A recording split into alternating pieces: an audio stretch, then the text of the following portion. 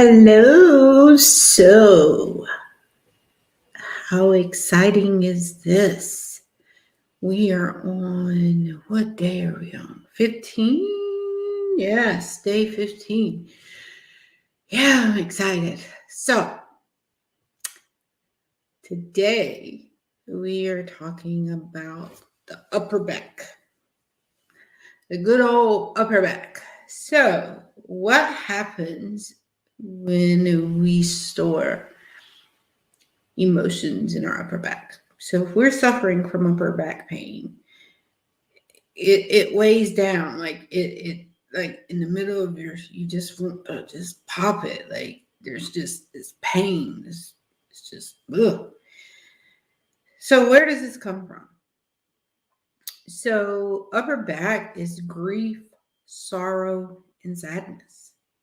So a lot of that is unexpressed and unreleased sadness that tends to build up within the upper back region, right?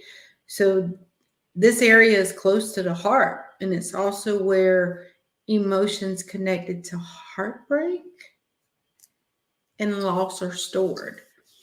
So imagine if you're carrying around grief regarding a loved one or a family, you're likely to feel a lot of tension in this area. I know for years I carried it because I had so much grief because I'd lost my mom at such a young age. And then it's just the reality of life just was nothing like I thought it was going to be. But I didn't get an opportunity to grieve her because I had to grow up immediately. Like there I had to survive. I had to eat. I had to live. So yeah. So I never had an opportunity to really grieve the loss of my mother. And it wasn't until the loss of my father is when I realized that it was time for me to go into deep therapy because I was hurt, but I was so numb by that point that it was just like I was in a whole nother daze in it. I just didn't feel anything at all. And so that was scary. And, but anyway, so if you are walking around with that, you have to find a way to make peace with that and let that go. We all know coming that the one thing that is certain in life is death. Yes, that doesn't mean that you can't miss people. That doesn't mean that you can't continue to love them. You can. But do you think they would want your life to have stopped because you were so devastated by their loss? And trust me, I've experienced a lot of loss.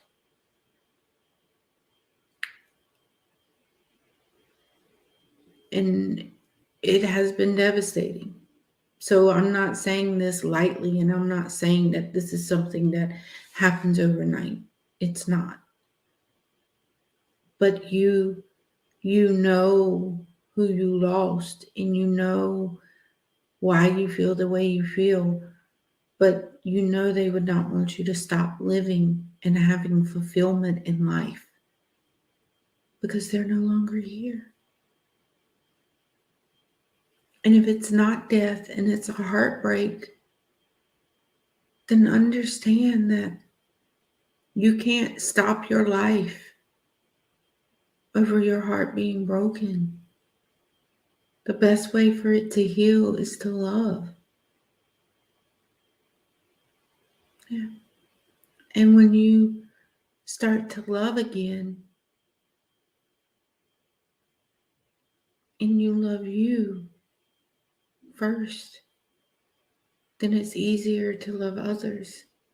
And it's easier to accept love because you now trust yourself and you love yourself enough to know when you're choosing what it is that is good for you and you're surrounded by safe people.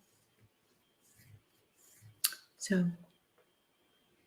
today was a short lesson, but I'm sending you all so much love and light. And if you need to reach out to me, if you sometimes just feel like your soul is just broken, that you're just so sad and broken, please reach out to me. Okay.